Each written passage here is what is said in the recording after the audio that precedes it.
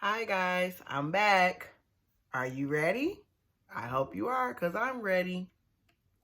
It's coffee time.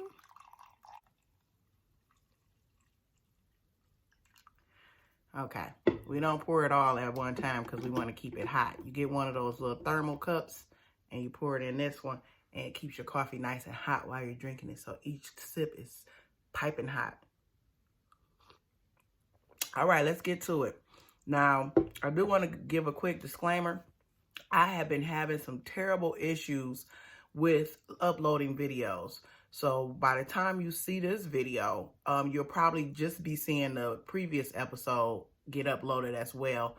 I apologize for the delays, but I'm having some problems with my internet. But that's neither here nor there. Just wanted to kind of fill you in on what's been going on with me.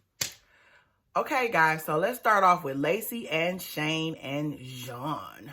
Okay, this time we don't really get to see our homeboy Shane. All we see is John this episode, or Sean. She pretty much called him Sean.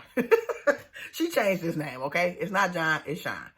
But Lacy says she's torn. She feels torn. She doesn't know if she wants to leave Shane or she says part of her wants to stay and part of her wants to go. She claimed she just so happened to randomly call John and found out that he wasn't in jail. She was so surprised when he answered the phone. No, you was not, Lacy. Nobody believes you.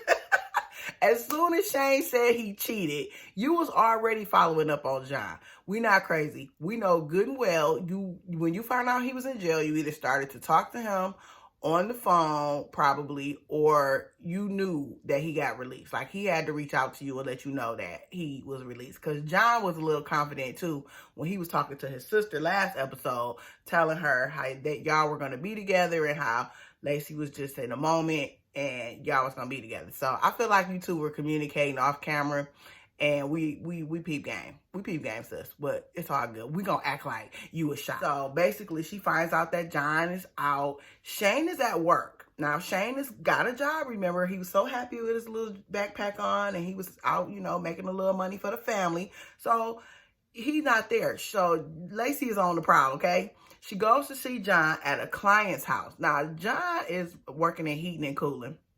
And he has an appointment at a client house, and he lets his ex-girlfriend meet him at these people's house. Woo! The things you do, the things you don't know when people up in your house. See, that's why ain't nobody coming up in my house while I'm not at home, but I digress. So they meet up. John is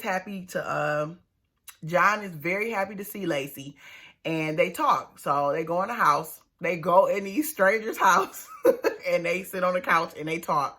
And, Lacy tells John that she basically, kind of regrets what's going on because Shane has cheated on her. And John's like, yeah, I told you, old boy, it wasn't no good for you. What you gonna do about that? What you gonna do about that? And she's like, I don't know, but I'm gonna take care of it.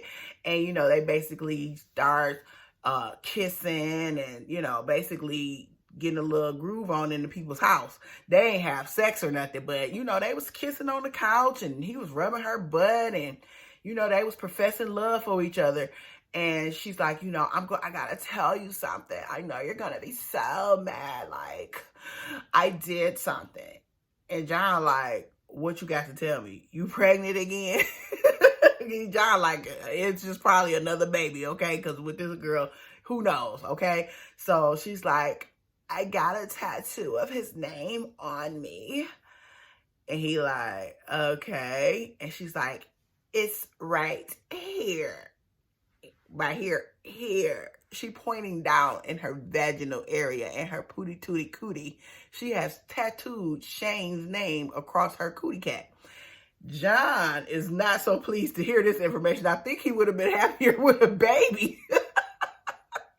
He looked like, for real? That's what you out here doing? John says off camera that he could deal with the tattoo, but Shane gotta go.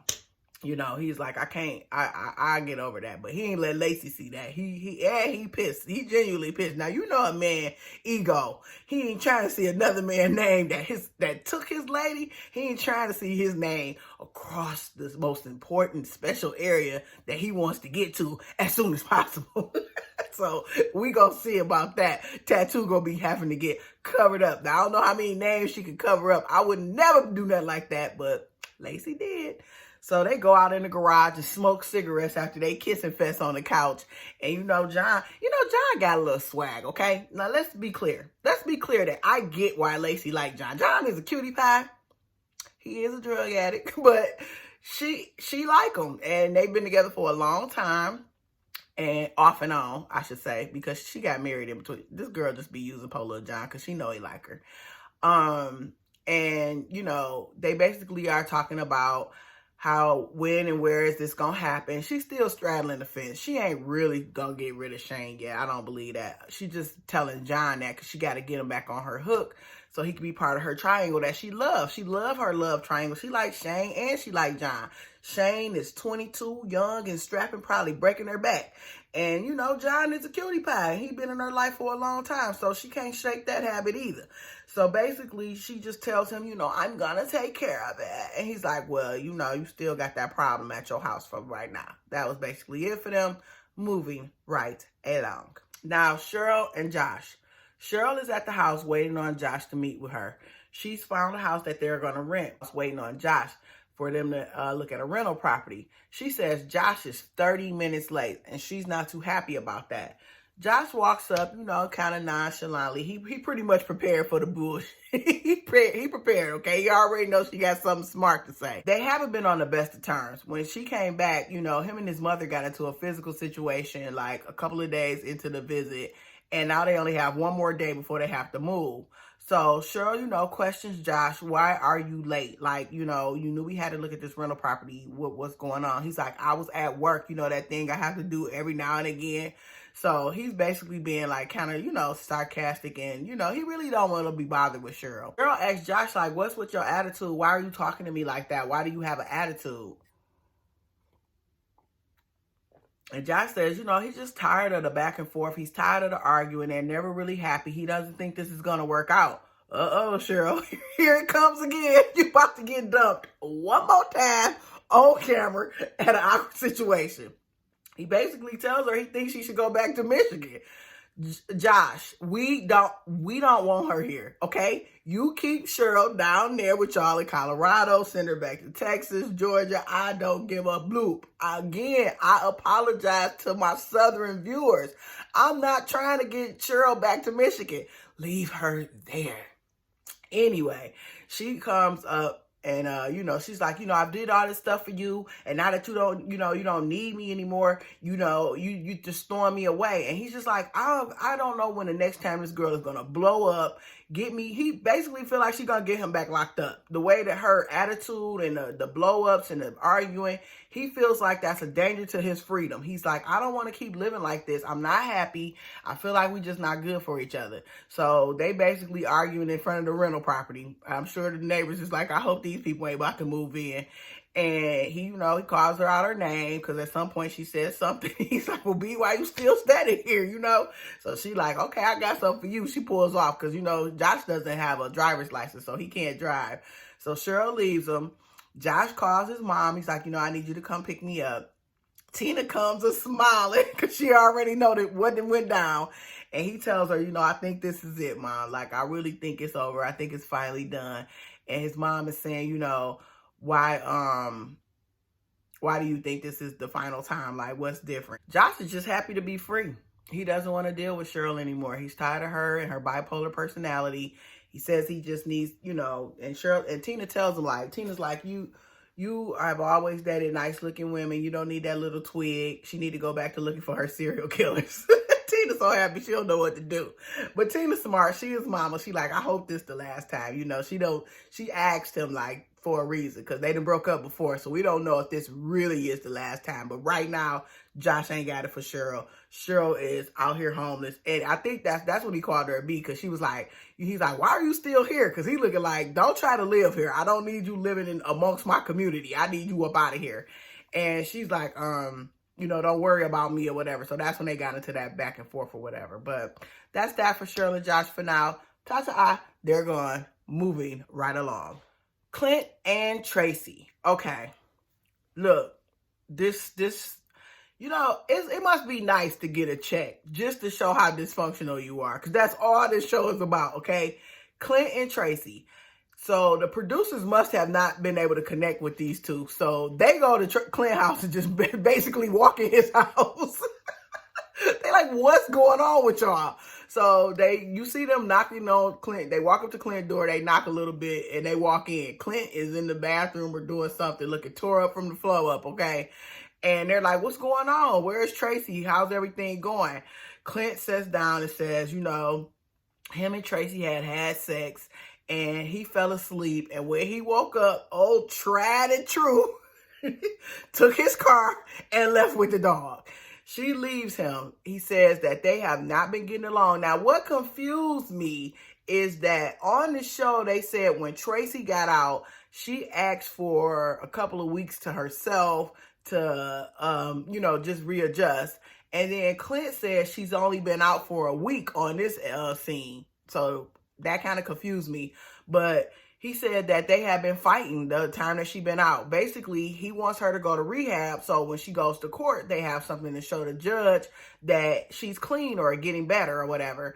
And Tracy don't want to go. She basically like, no, I don't want to go. So he calling her and she's zipping them straight to voicemail, Finally, Tracy calls back and she's just like, I'm not happy with you. I'm mad at you. What you want? And he like, I can't help it. I love you. And I'm sorry, but this is, I want the best for you. And she's like, I don't want to do it. She not in that. And I told you guys this on the last day when she said for Clint, I should clean up. I knew then, like, this girl does not want to get clean.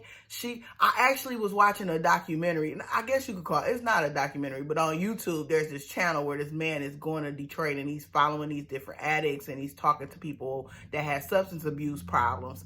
And one lady just said it clearly. She was like, no, actually it was two people that said it. I saw say it. They was like, we like how it makes us feel. Like, we know that drugs is not good and we get that we have to eventually stop, but for right now we just like how it makes us feel, and that's why we do it. And that's pretty much, I feel like, what Tracy is saying. Like, I don't want to be clean. I like being a addict, And now we all know it's not healthy and she don't need to be, that she's putting her life in danger, and other people too. You out here getting high, driving, or whatever you're doing. You risk everybody with your addiction. You know what I'm saying? It doesn't just affect you. It affects the whole community. However, it could literally kill you, And so Clint is basically just trying to get Tracy to wake up and, get herself cleaned up. Tracy ain't having it. She ain't ready for it. And that's pretty much what they seen was about. Clint is chasing Tracy again. His $5,000 is in jeopardy because she may or may not go to court or even come back for that matter. So we'll see what happens with them in the next episode or two, whenever they come back. But that was that for them. Moving right along. Brittany and Marcelino. Brittany and her little baby boy are getting out of the car. They're excited. They have a special surprise for Daddy. They go in the house and present Marcelino, who's sitting at the table writing his budget out, with a brand new puppy. Marcelino ain't so excited about this puppy. He's sitting there trying to get his bills together. And here comes happy old go-lucky Brittany with a brand new bill. A puppy. Mind you, they got two babies. They already got little They already have little Gianno. I think his name is Giovanni. I don't know the baby name. Her son. And they got a little girl. And they have a newborn baby on the way. And Marcelino is sitting at that table struggling with his poker budget, trying to pay those bills. Now, people are on, I've seen a few people online like, oh, it's just a puppy. How dare he act like that's a big deal? And Brittany feels the same way. She's like, it's a puppy. Come on, it's no big deal. He's like, I guess I got to put the puppy in our budget now. And if I'm not mistaken, I think they already have a dog. But pets are expensive. You got to take them to the vet. You have to make sure they're healthy. You got to feed them a lot. You have to get everything that they need to live. It's adding an addition to your family in a way. So I kind of felt Marcelino on the budget situation. And I did read an article where I guess, I'm going to say allegedly, but I did read an article that they're being sued by their attorney for non-payment of fees, their legal fees, by $20,000. Now, you heard them kept referencing $30,000 in debt to the lawyers. Well, that appears to be a real storyline, and they're getting sued by their lawyer because they haven't paid their legal fees. This couple is in a financial strain. So Marcelino is not playing when he tell y'all he ain't got no money. He not playing when he say that. So, Brittany, she a little in the woods. She not working. She haven't, they haven't more babies. She bring home puppies and family moving in Nevada. I'm sure that's a little bit of a financial strain because I'm sure somebody is asking for a couple dollars here and there. But yeah, so right now, so Marcelino tells Brittany, like, okay, I guess I have to reconfigure the budget. And then he's telling her he has to go out because he has some poker game he's trying to go to. And she's like, well, she asks him something and he basically brushes off, makes some quick statement about where he's going. Later, they show him pulling up to some woman's house. And again, I say, we know Marcelino ain't cheating. It just doesn't even look like he's cheating. He goes in the house. The lady asks him, does your wife know you're here? And he's like, no. And then she's like, would you like a beer? I mean, this looks like just some basic person that he wants to talk to. Could be a family member. We don't know. We don't know. And we'll find out. But I really don't think it's nothing major. Moving right along. That's it. I did the re-up. So let's wrap it up. All right. So Sarah, Michael, and Megan, and Maria. How many names can I say on a skit? Now, Lacy and Michael are in a competition. Who can date the most people at one time? Michael is beating you right now, Lacy. We need you to catch up. We need one more inmate for you to catch up, girl. Are you gonna finish the challenge or what? Because Michael got you beat right now. We got Megan, Michael, Sarah, and Maria. Whew, that's a mouthful. All right, so it opens up with Megan sitting at the table, lonely, lonely Megan, singing and writing and singing, wondering about Mr. Michael. Where are you? Where art thou, Michael? Where have you gone? Poor Megan. Megan goes and calls his mom. She can't take it no more. Michael is not answering her calls. So she calls his mother, and she asks her, like, hi, how you doing? Have you talked to Michael? I haven't seen or heard from him for 3 weeks. 3 weeks. He done left. And really, she told him to get to stepping because she said, if I'm not the only lady for you, I don't want to be bothered. So I guess Michael said, well, bye. So he have not answered her phone. Of course, we know he's too busy going back and forth with Sarah and laying up with Maria right now. It's not your turn, Megan. It's not your turn. Okay? You got to wait your turn. So, she calls the mom, and the mom basically says, I don't know where he at. And to be honest, I'm not trying to get all caught up in y'all stuff. I just want to stay out of it. And Megan's like, okay, well, I just kind of wanted to know what was going on with him, make sure he was alive and safe. And the mom just basically plays her dust. She doesn't, I don't have time for this. I'm not getting caught up in my son's shenanigans, basically, is what the mama giving. And Megan just says she's worried about Michael, hope everything is okay. She knows what's going on. She knows what's going on. Let me give y'all a little tad bit on Miss Megan, okay? You had to go out here, these YouTube streets, these Instagram streets, these Twitter streets, to find out who these people really are. Because on camera, Megan comes off as a very sweet, naive young lady that fell in love with a thug. And, she's just a victim here, But then you got those people who feel like, well, she's a home wrecker because she knew Michael was married when she found out. She kept talking to him, blase splee. Miss Megan is a little rough around the edges, if I can say. She about that life, okay? She says she loves guys that's got a little edge to them, or a lot of edge. She don't want no cornball, straight up and down guy. She says she wants I don't really like to use the term hood, but I don't know how else to describe what she says she likes. So I'm going to say she want a hood one. And she's intrigued by this type of stuff. So she is not a little naive young lady, okay? This young girl likes what she likes. Now, I think she's naive sexually because Michael was her first, she said. And she said he her only, okay? She said she did not mess around with Rock. So she's still trying to climb that tree. And, yeah. Megan out here just trying to figure out what's going on. Moving on to Sarah. Sarah is still doing her thing because Sarah is the master manipulator that she called Michael. But I peep all your game, Miss Sarah. I see you, Sarah. These glasses make me see you even clearer. But I see you, Miss Sarah. So Sarah texts Michael and sets up a therapy session for them and let him know we need to do better. We got to co-parent. We got to be able to communicate better. We shouldn't fight. She mentions fighting is what they do because the producers asked her, they said, you and Michael just got in a real terrible fight and yet you're communicating with him already the next day.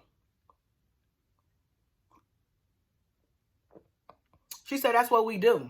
We fight, it get worse and worse, but that's what we do. So everybody who's beating Michael up, attacking him, Sarah is okay with this. This is her life. This is what she's in a life of chaos. She's used to it. So she takes him to her therapist, okay? This ain't his therapist or a couple therapists. Her therapist.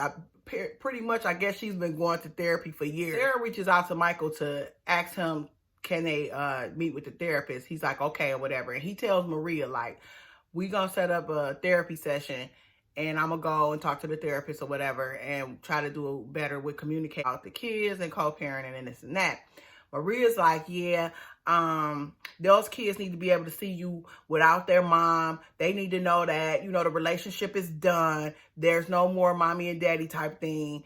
And she keeps referring to the fact that she's going to see Sarah. Like, I'm going to see her. Yeah, she'll get a visit from me. What is a visit from you going to do, Maria? I don't know if she's trying to say it like she can meet me so she could be comfortable around me being around her kids type thing.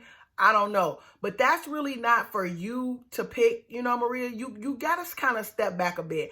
Where everybody's like, she shouldn't be mentioning nothing about their family. That ain't none of her business. She's trying to help Michael know how to fight fire with fire. Because again, Michael is caught in the he a deer in the headlights. He don't know the game to play. He don't. He is like most guys. They don't know the steps to take, or they're not willing to do enough work to figure it out. Okay, so she's just trying to play as an advocate for him.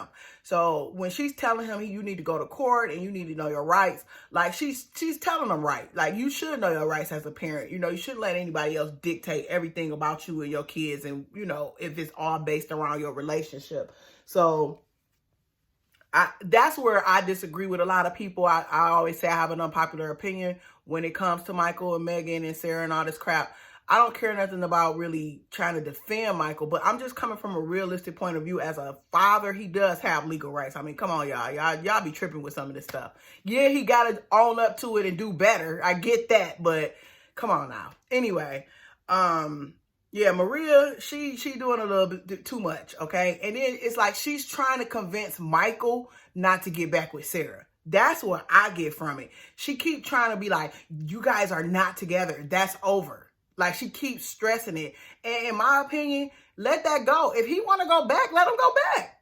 Be a woman about it. Like, that man is still married to her. If he want to go back, tell him you can go back. If you feel like you might be on the fence or you want to work it out with your kid's mom and your wife, go back. She should just let him go.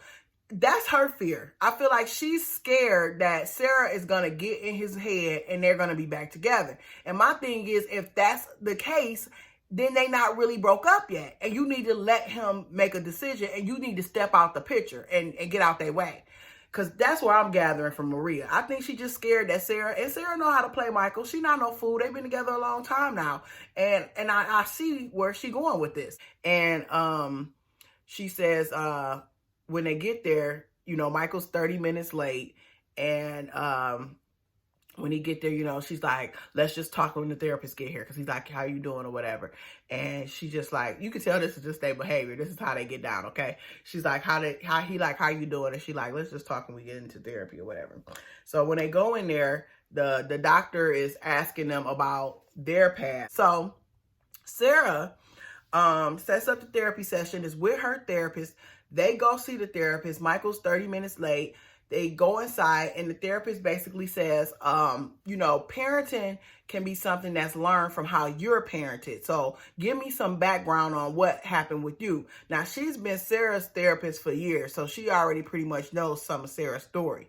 Michael goes and lets her know that his parents were split up for as long as he can remember. He doesn't remember a time where his dad and mom lived together.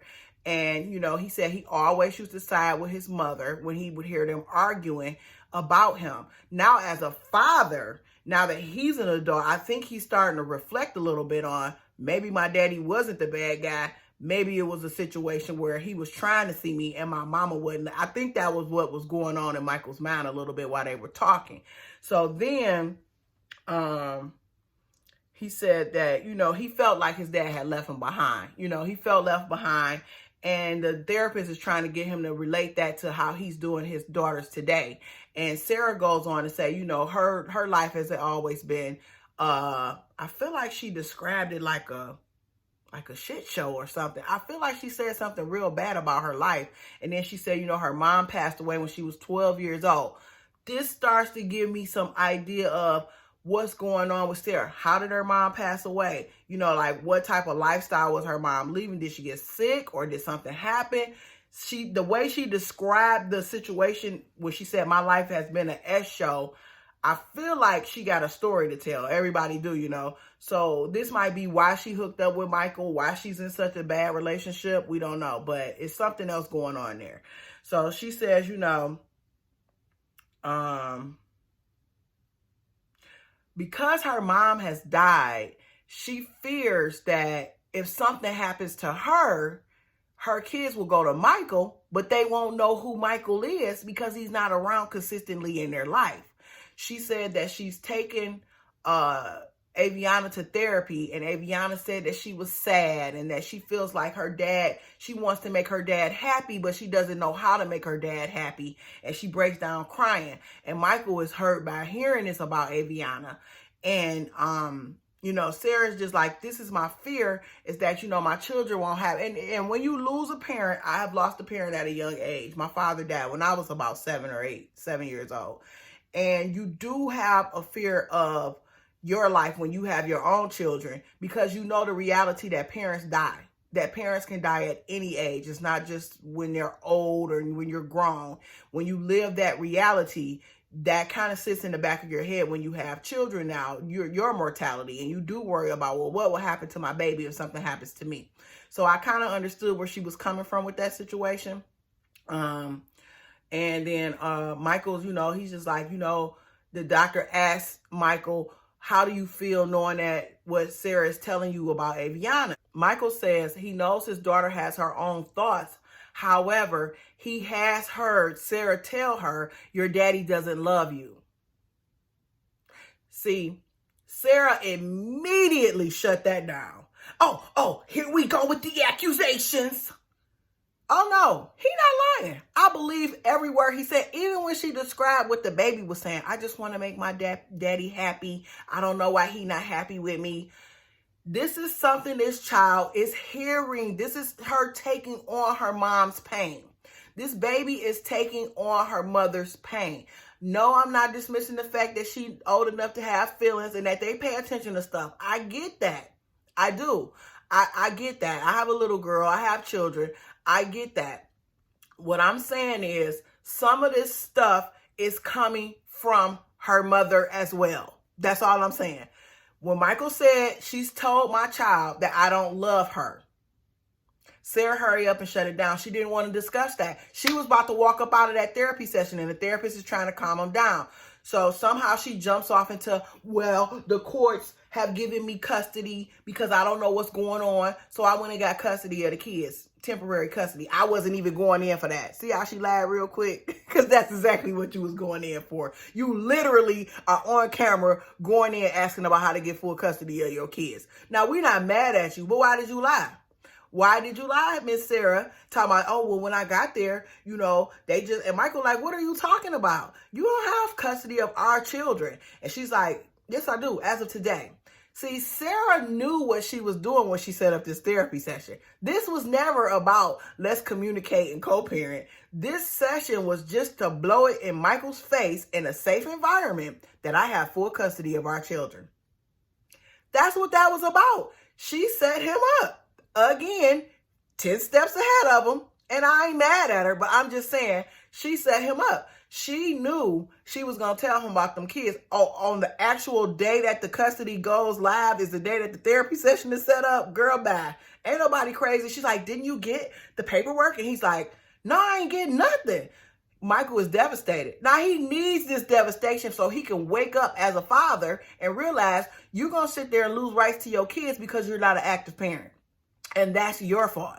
You did this to yourself, Michael. You down there in Texas visiting Megan. You over there chasing Maria. You don't want to live in Flint, but you're not in New York trying to raise your children. And guess what? When you do all of this, you lose rights, and that's your own fault. Now, you need to be the big person and step up and get to them courts and get your rights back. So, yeah, Michael walked out of that therapy session pissed. He was done when he found that out. But again, that was Sarah's whole intent. That was her whole intent. She just wanted to let him know she got custody, so eat that. And she wanted to do it in a safe environment. That's pretty much what it was. So on the previews, we see some clip with him and Sarah. She got her hair all draped down, and he walking in the room, and I don't know what's going on with that. It looked like something happened because Sarah and Michael had that type of relationship. They fight, they get back together, they fight, they get back together. So we'll see what happens with that. See if Miss Maria bubble get popped. Moving right along. All right, guys, our last couple. Are you ready to rumble? I can't scream. It's so early in the morning. My daughter's still asleep. Are you ready to rumble? Andrea and Lamar. It's the showdown, guys. It's time for it to all go down. So we opened up with Andrea sitting in her bed, upset, calling her girl like, my life is just jacked up. I done messed everything up. I just can't believe it. She is tore up. Her hair ain't comb. Excuse me. Her hair ain't comb. She looking dry. She just tell her girl like, I done found some stuff out about Lamar. It's on and popping. I need you to come pick up my kids. I don't want no witnesses. She don't want no witnesses to this crime she about to commit on Lamar. She tells her, she's in the kitchen making breakfast with the kids and the family, and they're all eating and stuff. And the kids are like, what's going on, Mom? What's going on? She said, I'm not in a good mood. Lamar walk up to her like, what's going on? She like, it's not a good moment right now. So they, Lamar still thinks that they're arguing about the dinner last night, him not wanting to come to Utah and her talking about the divorce. And he's just like, dang, she's still mad. Like, this is like, she really upset. She ain't mad about that, Lamar. She been digging through your pockets. She claimed that she was going through his pocket because she needed the debit card to book him a flight to get him up out of there. She claimed she was ready for him to go after last night's dinner, and she's just so happy to need to dig in his pockets and found what she found. Now, Andrea, girl, now why you lying? You know you lying. You was going through his pocket. You was looking for something. You want to know what Lamar is doing, okay? So he's sitting down with the family. The kid's like, how did dinner go or whatever? And she's like, he's like, I tried to take your mom out and make it all about her. She shut it down. Don't talk to my kids. Don't talk to them about dinner. Don't talk about me to them. She makes some comment while they're eating the breakfast and says, I poisoned the eggs. The kind of thing she said. Now you got your friends picking the kids up because you don't want them to see you whoop your husband up. But you said to your children that you put poison in the eggs that they're eating at the dinner table, at the breakfast table. And her kids was like, huh, Mom? And her daughter's like, even with your 7-year-old child sitting here, her daughter is caring more about her younger sister. Like, you would kill the baby too? The daughter ain't got it for the mama, okay? She already know her mama got a little mental problem. Both of them kids, the older two, they know. Actually, all three of them kids know our mama ain't got it all together up there, okay? Lamar's like, I'm scared. And she was like, you guys are going to go with whoever the friend that was picked. I don't know if I forgot her name. And the kids are like, well, okay. Well, is everything all right? And Tennyson says, well, I hope to see you again when the lady come pick them up. He was like, I'll see you later. Well, I hope to see you later. That Tennyson, boy, he got a quick one for everything. So yeah, they ended up leaving, and she confronts him, and he comes in the room or whatever, and he's like, well, what's up or whatever. She like, look in your pocket. Look in your pocket. Lamar lays the jacket on the bed, and as he's pulling out whatever this treacherous thing is in his pocket, he goes, "Oh, you talking about these condoms?" He couldn't even get condoms out. He pulling the condoms out, and she just slapped it out his head. What's in it? Is this some type of game you playing or what? So you, what you talking about, these? Stupid ass pocket. I know you a mother. You stupid. You up my life, my kid's life. You gotta do this to me. And she was like, "You messed up my family. You ruined my life." She started beating him down. She just started, he was trying to say, he couldn't even get his loud. He couldn't say, "They ain't even mad." He was trying to say that, but Andrea just started whopping him up, bopping him up. She kicked his butt so quick. I mean, the producers and everybody was running around the room. She attacked his butt. Now, we don't condone domestic violence, okay? We don't. She slapping him up, pushed him down on the bed, was punching him. And Lamar, at first Lamar was laughing about it when she rushed him up against the wall. Now that's a big girl. She pushed his butt up on that wall, and somehow they flung over to the bed. He was trying to get away from her, and you know she's all on top of him, swapping him and bopping him. Now see, she can go to jail for that. You can't go to jail. I'm sorry, women. If you hit your man, I get it.